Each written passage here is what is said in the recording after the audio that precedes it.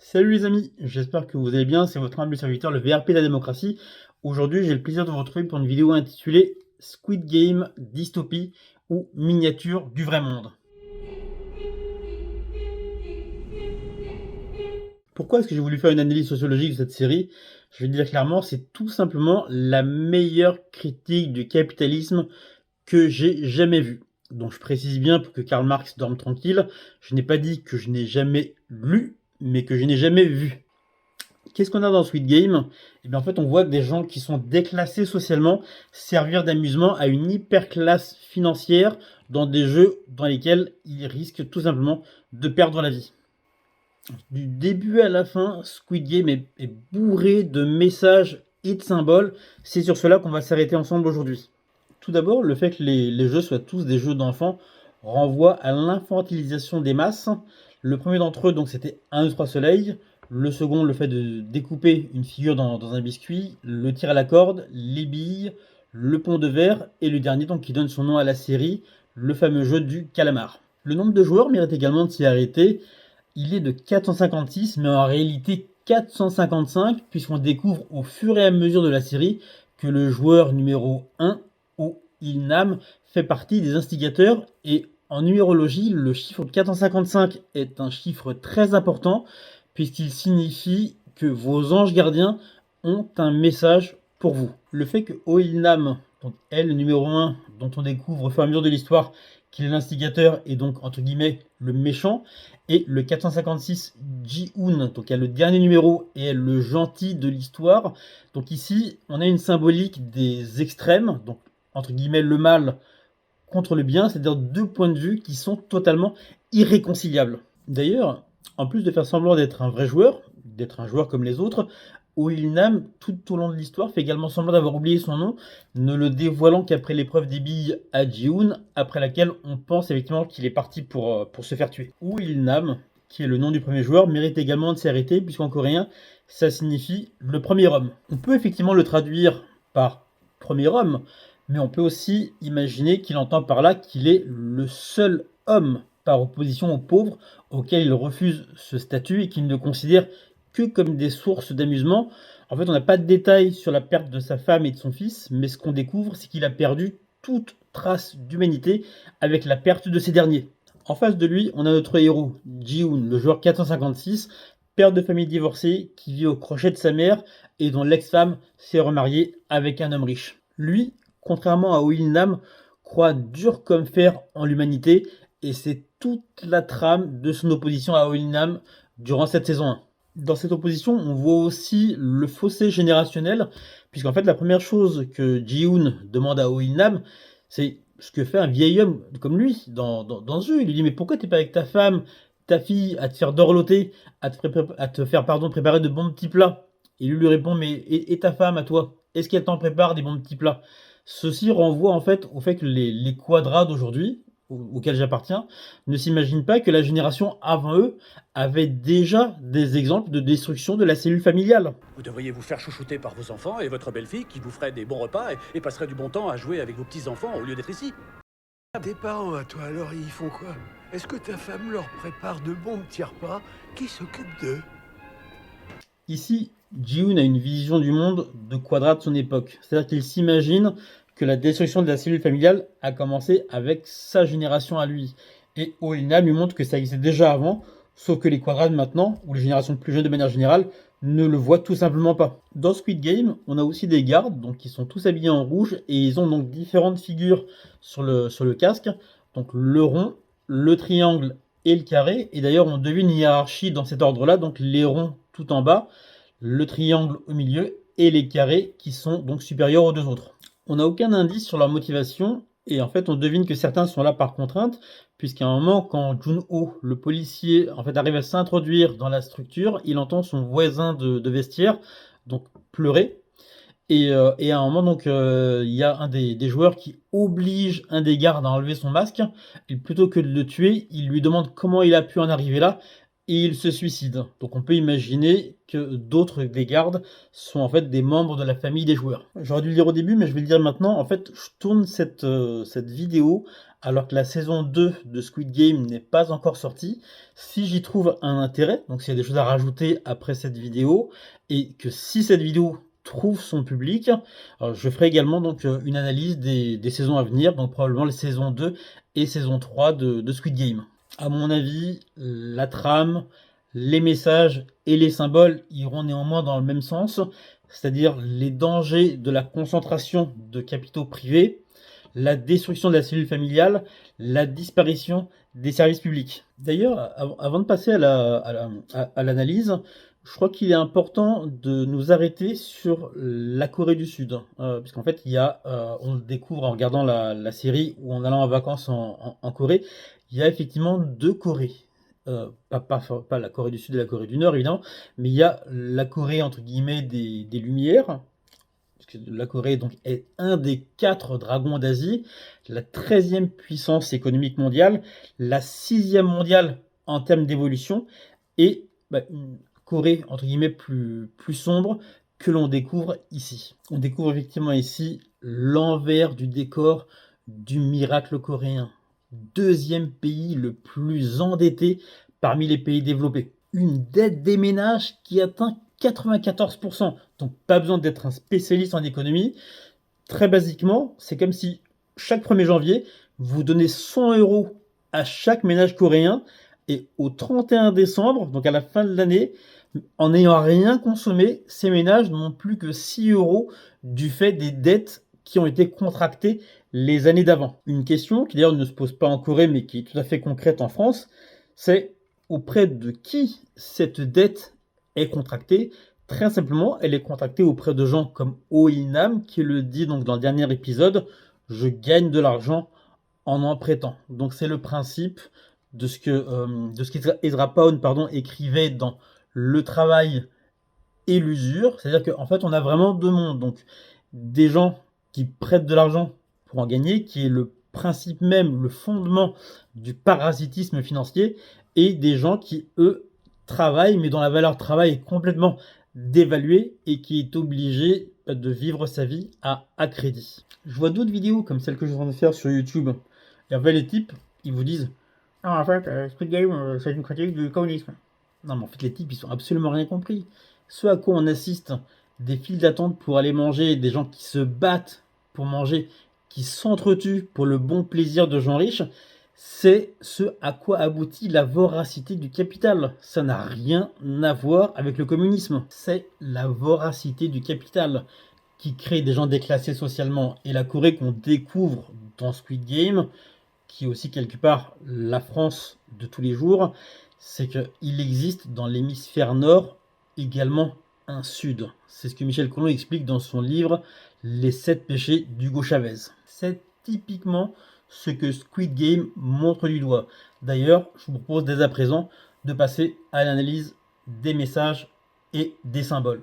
Avant d'arriver dans le jeu, Ji-hoon gagne aux courses et donne un pourboire de 10 000 won à la caissière, pourboire qu'il est contraint de retourner lui demander après s'être fait racketter par une pickpocket. Ici, la symbolique qu'on a, c'est que entre guillemets, les prolétaires, le camp des travailleurs, peuvent montrer de l'empathie les uns envers les autres. De la même manière, à la fin de la série, quand le directeur de banque le convoque pour lui demander pourquoi donc il a une telle fortune et qu'il ne l'utilise pas, lui-même en fait ne souhaite pas s'enrichir et utiliser l'argent taché du sang de ses amis, et pour rentrer chez lui et prendre les transports, il n'a d'autre choix que de demander au banquier de lui prêter 10 000 won. C'est vrai que l'interprétation simple ici, c'est de dire c'est un banquier, entre guillemets, c'est un valet du pouvoir, mais même en tant que directeur de banque, quand les gens au-dessus de lui décident, entre guillemets, de rationaliser, quand il passe à la trappe, le directeur de banque fait partie, même s'ils sont plus pauvres que lui, du camp des travailleurs, des gens comme Ji-hoon, des gens comme cette caissière. Donc il pense que lui aussi, en tant que travailleur, peut le comprendre. C'est la raison pour laquelle il lui demande 10 000 won pour reprendre les transports, rentrer chez lui et continuer sa vie entre guillemets d'homme simple. Lors de sa rencontre avec le joueur de Dakji, le premier réflexe de Ji-hoon est de refuser de jouer en prenant un réflexe de défense et en disant: «Non, non, moi je suis bouddhiste». La symbolique ici, c'est que le bouddhisme est vu comme une opposition au christianisme, qui est une religion importée et qui est devenue donc grâce au travail des missionnaires, la première religion en Corée du Sud depuis la moitié du 19e siècle. Donc le bouddhisme, on le sait, donc est une philosophie de vie qui refuse le matérialisme et le consumérisme qui sont considérés comme des importations occidentales. C'est la raison pour laquelle donc il a ce réflexe de défense en refusant et en disant qu'il est bouddhiste. Donc la symbolique ici est qu'il rejette ce qu'il considère comme étant une importation occidentale. La promesse d'un gain facile entre guillemets de 100 000 won arrive finalement à emporter son adhésion, et quand il perd et qu'il ne peut pas lui donner 100 000 won au joueur de Dagji, qu'est-ce qu'il lui propose? Vous pouvez payer avec votre corps si vous voulez. Avec mon corps? C'est exactement ça. Il lui propose de payer avec son corps. C'est-à-dire qu'à chaque défaite, il aura le droit de le gifler. Ce qui est à retenir ici, la symbolique, c'est que la violence est en fait l'apanage et un privilège de classe des riches. Après avoir perdu et pris gifle sur gifle, il finit par gagner. Et qu'est-ce qu'il fait? Ah, hé, c'est moi qui ai gagné. Vous avez vu? Allez, venez par là. Approchez à votre visage. Lâchez-moi, espèce de... L'orgueil masculin, le côté bestial, son honneur d'homme reprend le dessus et l'argent n'a plus d'importance. Il essaie de gifler en retour le joueur de Dagji, mais qui repousse sa main en lui disant: Voilà vos 100 000 won. Vous avez gagné. ça illustre effectivement parfaitement que la violence est vue comme un privilège de classe. On a un autre exemple de la violence des riches et de cette déshumanisation des pauvres au moment du carnage du premier jeu 1, 2, 3 Soleil, où 255 joueurs meurent et en fait on voit le maître du jeu donc siroter un petit whisky et se mettre même une petite musique d'ambiance pour profiter au maximum du carnage. Fly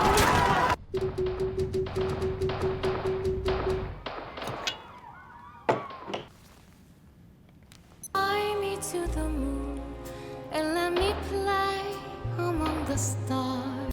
Lors de ce premier jeu, on voit notre héros Ji-hoon être sauvé par un personnage pakistanais, Ali, qui le tient à la force d'un seul bras, l'empêchant donc de tomber et d'être tué. Le message ici est le suivant, c'est que pas seulement en Corée, mais tous les pays développés ont besoin de l'immigration du tiers-monde, et même que l'immigration du tiers-monde est l'avenir des pays développés, ces derniers servant aux financiers parasites de levier de dumping social. Après le carnage du jeu 1, 2, 3 Soleil, on voit Sang-woo, l'ami d'enfance de Ji-hoon, donc demander l'application de l'article 3, donc un référendum en vue de quitter le jeu. Et d'ailleurs, paradoxalement, ce qu'on relève, c'est que alors que c'est lui qui demande ce référendum, il vote en faveur de la poursuite du jeu. Alors que avant le dernier vote, celui d'O-il-nam, dont on ne sait pas encore qu'il est l'instigateur des jeux, le score était vraiment à égalité, donc 100 en faveur de la poursuite des jeux et 100 en faveur de leur arrêt. On voit en fait le personnage d'O-il-nam dans un cynisme absolu voter pour l'arrêt des jeux. Pourquoi il vote pour l'arrêt des jeux alors que lui a tout intérêt à ce que ça continue? C'est qu'il pronostique que les pauvres n'auront d'autre choix que de revenir dans le jeu, arrivant au même constat que lui, que finalement pour un pauvre, une chance sur 201 joueurs restants dans Squid Game, c'est moins dur qu'une chance sur 7 milliards de pauvres dans le vrai monde. Il pense, d'ailleurs à raison, puisque 187 de 201 joueurs restants choisissent après cela de revenir dans le jeu, mais il pense effectivement être suffisamment intelligent, plus entre guillemets que la masse, pour anticiper les réactions de gens qu'il estime, d'ailleurs comme si VIP, qu'il estime être des animaux. Je comprends pas pourquoi vous faites ça. Vous aimez les courses de chevaux? Vous n'êtes que des animaux. Des chevaux dans une course. Oh Ilnam annonce d'ailleurs sa décision à Ji-hoon lors d'une rencontre qui paraît être fortuite en ville à Séoul, quand il lui dit écoute, la vie dehors finalement est plus dure, moi je vais retourner dans le jeu. Donc évidemment, cette rencontre, on le devine par la suite quand on découvre qu'il est l'instigateur des jeux, n'était absolument pas fortuite, mais il voulait que Ji-hoon fasse partie des joueurs qui reviennent dans le jeu pour continuer entre guillemets à s'amuser de lui, ou à s'amuser avec lui, selon le point de vue. Ce que le maître du jeu demande à propos des 14 joueurs qui ne sont pas revenus, c'est de garder un œil sur eux. La symbolique ici, c'est la société du contrôle total. On a effectivement une autre illustration de cette société du contrôle, c'est le joueur de Dakji, donc qui est l'annonceur des jeux, qui énonce les dettes de chacun des joueurs afin d'influencer le référendum. Et effectivement, on voit qu'on est vraiment typiquement dans une société totalitaire où une élite a connaissance de toutes les informations sur tout le monde. Avant de se décider à retourner dans le jeu, Ji-hoon, notre héros, fait une tentative d'aller voir son ex-femme pour lui demander de lui prêter 2 millions de won. Finalement, le nouveau mari de son ex-épouse, décide de lui donner l'argent, mais en contrepartie, il lui dit écoute, tu vas renoncer aux droits sur ta fille et tu vas arrêter de venir voir ma famille. Donc ici, testostérone au taquet, Ji-hoon réagit comme le ferait n'importe quel homme en lui posant la question mais est-ce que tu crois que l'argent peut tout acheter? Et il s'agit de l'interrogation qui est vraiment centrale dans Squid Game. Sale enfoiré! Tu crois qu'on peut tout acheter avec de l'argent? Dans la série, nous sommes aussi les témoins d'un trafic d'organes organisé à l'insu des initiateurs du jeu de trafic d'organes. Donc entre certains gardes et un médecin véreux auquel ils donnent des indices sur le jeu suivant afin de le garder en vie le plus longtemps possible. Le parallèle qu'on peut faire ici avec la vraie vie, c'est qu'en fait, dans toute société, on aura entre guillemets des classes intermédiaires qui vont profiter de leur proximité avec le vrai pouvoir pour s'octroyer des avantages pour leur propre profit, comme on le voit par exemple avec les gens du showbiz, les gens des médias et les gens de la politique qui profitent de leur proximité avec les usuriers, donc ceux qui sont les détenteurs du vrai pouvoir en Occident, pour s'octroyer des avantages pour eux-mêmes, notamment par exemple comme le ministre Darmanin, en contrepartie de faveurs sexuelles.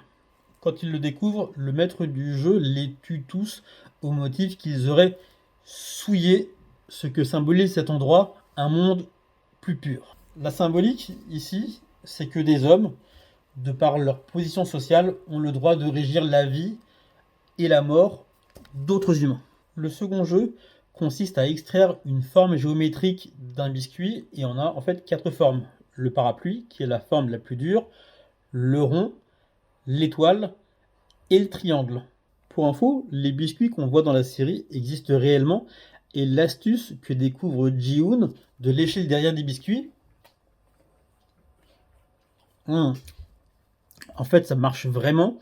Et la symbolique qu'on a ici, c'est une symbolique de la soumission, puisque dans le quotidien, on le voit tous les jours, au travail, dans la vraie vie, c'est une manière de faire une apologie de la soumission et de dire que pour ceux qui lèchent le derrière de leur hiérarchie, d'une certaine manière, ça se passera toujours bien.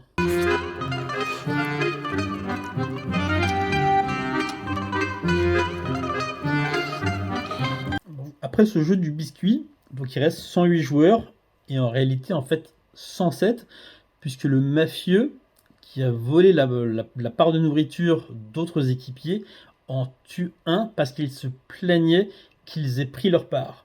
Ce qu'on découvre en fait, c'est que le maître du jeu a fait exprès de sous-alimenter les joueurs pour que se passe ce genre de choses, pour qu'il y ait justement du pillage. Et ici en fait on a la symbolique de pourquoi nos élites créent du chômage, puisqu'en fait on est à chaque fois de plus en plus nombreux à se battre pour de moins en moins de postes et de moins en moins bien payés. Si on renverse la perspective en comprenant que finalement ces gens-là servent les intérêts de ceux qui les ont fait élire et qui sont les 1% les plus riches de la population, à ce moment-là, c'est pas du tout une catastrophe. L'autre but recherché par le maître du jeu, c'est qu'avant l'arrivée des VIP, entre guillemets, tous les joueurs les plus faibles soient déjà morts avant l'arrivée des VIP et qu'il n'y ait que les plus forts pour rendre, entre guillemets, leur expérience visuelle encore plus sympathique. Faire se battre les pauvres entre eux est l'arme ultime du pouvoir pour les garder sous contrôle. Comme le pronostiquait le maître du jeu, il y a une tuerie qui voit la mort de 27 joueurs. Tuerie à laquelle il met fin après les suppliques d'Oilnam qui nous laisse effectivement deviner qu'il fait partie des instigateurs. Après la tuerie, il reste donc 80 joueurs que l'on voit s'opposer dans le jeu suivant, le tir à la corde. Jeu remporté par l'équipe de Ji-hoon grâce aux stratégies combinées et de Sang-woo et de Oilnam. Au jeu suivant, le jeu des billes, Oilnam pronostique que comme il est vieux et faible, personne ne voudra jouer avec lui et par excès d'humanité, donc Ji-hoon est le seul qui se porte volontaire pour jouer avec lui sans connaître la nature des jeux et que un des deux partenaires seulement va pouvoir poursuivre l'aventure. On voit d'ailleurs dans ce jeu Oilnam faire semblant d'être devenu sénile pour jauger la réaction de Ji-hoon. Et à un moment, quand Ji-hoon s'énerve contre lui et qu'il lui dit ce n'est pas juste, Oilnam lui donne une leçon en lui disant mais est-ce que ce que toi tu fais, est-ce que ce que toi tu fais est juste d'abuser un vieil homme? Et finalement, comme il a donné à Ji-hoon la leçon qu'il voulait lui donner, il lui donne la dernière bille sans jouer et on a l'impression qu'il va à la mort, donc de manière héroïque. Il n'y a que là qu'il lui dit son nom, qu'il s'appelle Oilnam, et en fait là on devine que depuis le début il avait tout orchestré.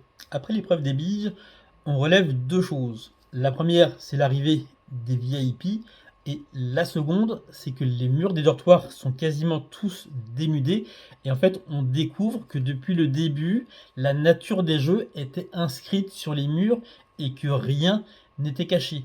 Ici, le message sous-jacent est que nos élites en fait nous disent le problème des pauvres, ce n'est pas les riches, c'est que en fait vous êtes beaucoup trop de pauvres. Il y a toujours eu des dominants, en l'occurrence nous, notre classe sociale, et des dominés, en l'occurrence vous. Et le problème, ce n'est pas qu'il y ait des dominants sur les dominés, c'est que vous êtes beaucoup trop de dominés. On n'a pas besoin d'autant de bouches à nourrir. Le message transmis ici par Squid Game est celui sur la surpopulation. Donc ça revient à dire que les élites peuvent, entre guillemets, très bien vivre entre maîtres et esclaves dès lors qu'il y a un nombre d'esclaves plus proche du besoin réel des maîtres. Et de quoi ont besoin les maîtres, symbolisés donc par les VIP dans Squid Game? D'une table basse humaine, d'un serveur qu'ils n'ont pas besoin d'appeler quand ils veulent du whisky et auquel ils peuvent demander une faveur sexuelle quand ça leur chante. Parce que comme il le dit, tu m'appartiens. À l'arrivée des VIP, on constate qu'ils sont tous occidentaux, ce qui revient en fait à illustrer la sortie de Ji-hoon face aux joueurs de Dakji, face auxquels il se défendait du consumérisme et du matérialisme en disant qu'il est bouddhiste. Parce qu'en fait le message ici donc revient effectivement à dire que le matérialisme et le consumérisme qui a fait naître l'usure sont des créations occidentales. Au moment de choisir un dossard pour le jeu suivant, l'un des VIP relève qu'ils évitent tous, que tous les participants évitent les extrêmes, c'est-à-dire les premiers numéros et les derniers. Donc ils voient qu'ils vont tous, entre guillemets, vers les chiffres du milieu et ils parlent de troupeaux. Ici, donc en fait, on a effectivement une illustration de la déshumanisation des pauvres, les considérant comme des animaux, donc comme un troupeau. Toujours pour illustrer cette déshumanisation des pauvres, on voit en fait le VIP qui a intimé à Jun-ho, sans savoir qu'il est en réalité un policier, à aller dans un endroit plus intime pour lui montrer son visage et exiger de lui une faveur sexuelle. À ce moment-là, donc, a lieu une bascule du rapport de force quand Jun-ho donc l'attrape par les couilles et le fait s'écrouler comme la grosse merde qu'il est. La symbolique ici, c'est que le système actuel dans les pays développés, si mal nommé entre guillemets démocratie, est l'euphémisme pour qualifier les pays les plus tenus par les lobbies de la dette et que s'ils survivent, ce n'est pas parce que le monde a plus besoin des usuriers que des travailleurs, mais parce que les travailleurs sont dociles et que dès lors qu'ils ne le sont plus, on revient à un monde régi par la testostérone et plus par un petit groupe d'hommes dominants, comme le disait Woodrow Wilson.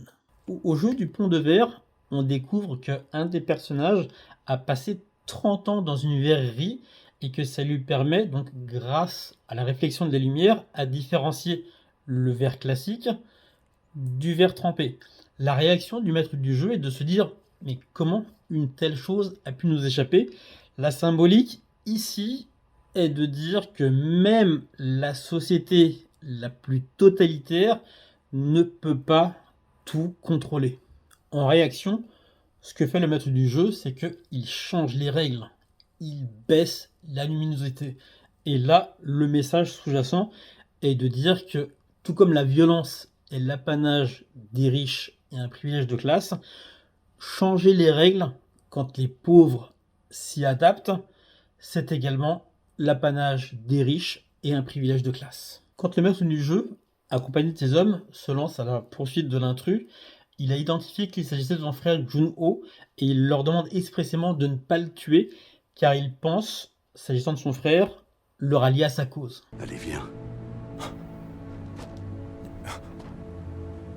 Viens avec moi. Jun-Ho se retrouve sans issue au sommet de la falaise. Il tire sur l'épaule du maître du jeu qui de nouveau donc lève le bras pour demander à ses hommes de ne pas l'assassiner et contrevenant aux règles qu'il défend depuis le début de la série, il montre son visage à l'intrus, se trouvant donc face à un dilemme. Donc s'il ne parvient pas à ramener son frère, à la rallier à lui, il sera obligé de tuer son frère, sans quoi il va se désavouer devant ses hommes. Donc il est vraiment face à un dilemme. Donc d'un côté, défendre les idéaux qu'il a épousés en gagnant la précédente édition de Squid Game, qui défend donc un monde régi par des riches, sur lesquels ils ont droit de vie et de mort sur les pauvres, mais d'un côté, il n'a pas, entre guillemets, perdu cette humanité, pas totalement, puisque il n'arrive pas non plus à se résoudre à l'idée de tuer son frère et d'être responsable de la mort de ce dernier. Donc l'issue, il la trouve comment? En lui tirant sur l'épaule, en se disant qu'avec son entraînement de policier d'élite, il va s'en sortir. Comme ça, c'est une manière pour lui de ménager la chèvre et le chou, si on peut dire. À la veille de la grande finale, il reste 3 personnages. Donc il reste Sae Biok, qui est le seul personnage féminin, Sang-woo et Ji-hoon. Sauf que le problème, c'est que le jeu du calamar ne se joue qu'à 1 contre 1. Et à la fin du dîner, il leur laisse à chacun donc leur couteau en se disant que la nature va faire son œuvre et que les 2 plus forts vont forcément faire le tri et se retrouver en finale. Finalement, lors de cette finale, on voit Sang-woo en fait quelque part retrouver son humanité dans la mort, puisqu'en fait il est complètement dégoûté de l'être humain qu'il est devenu, qui a tué froidement Sae Biok, qui a tué Ali en le trompant au jeu des billes et qui a tué froidement quelqu'un au jeu de la piste en verre. Pourquoi est-ce que Sang-woo se suicide?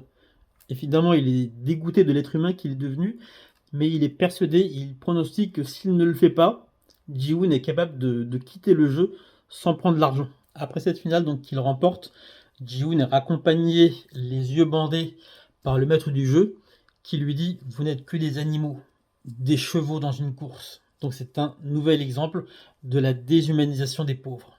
De retour à la vraie vie, alors qu'il est multimilliardaire, on constate que Ji-hoon en fait continue de mener sa vie d'avant, une vie normale, puisque sa conscience ne se résout pas à utiliser l'argent qui est taché du sang de ses amis. Un soir, lors d'une rencontre qui paraît fortuite avec une vendeuse de fleurs, donc il lui achète un bouquet et dedans il trouve à l'intérieur une carte signée de son Gangbu, donc son ami pour la vie, qui lui donne rendez-vous à la tour Sky le soir de Noël, le 24 décembre. Donc pour info, cette tour existe réellement, elle est située dans un quartier d'affaires de Séoul, et sa particularité, c'est que les touristes la visitent pour avoir en fait une vision panoramique qui surplombe toute la ville de Séoul.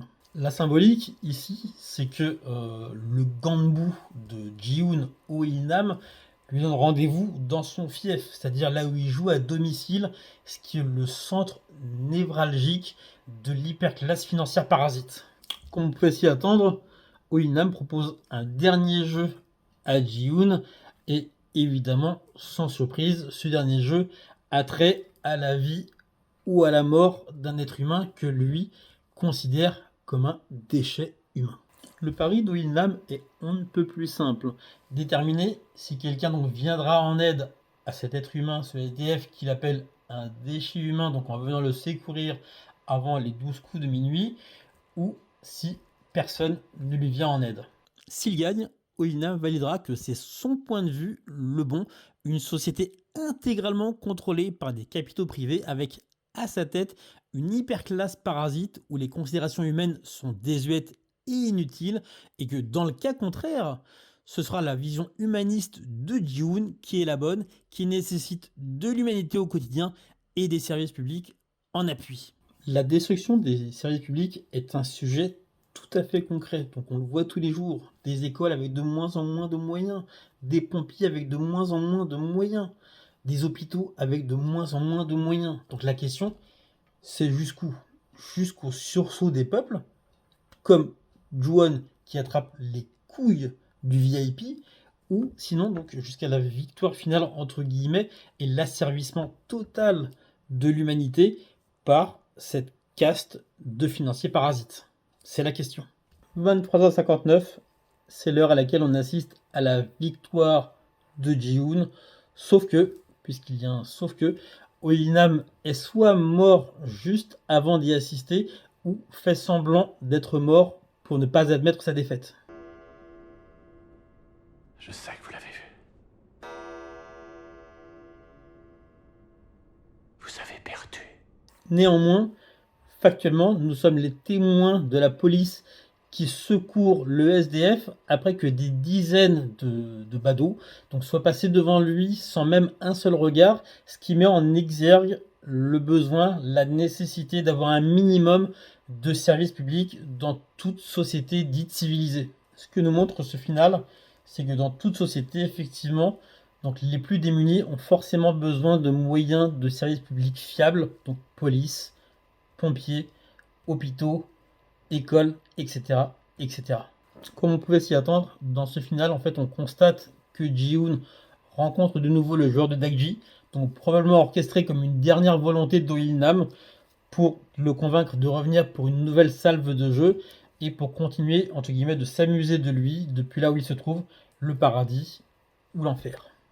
Voilà les amis, cette vidéo touche à sa fin. J'espère que vous avez passé un aussi bon moment à la regarder que moi à la faire. Si vous êtes déjà abonné à ma chaîne, je compte sur vous pour partager autant que faire se peut autour de vous. Ceux qui ne le sont pas, idem, je vous invite à vous abonner pour nous rejoindre et m'aider à sortir de l'anonymat, m'aider à grandir et donc à enclencher la cloche de notification.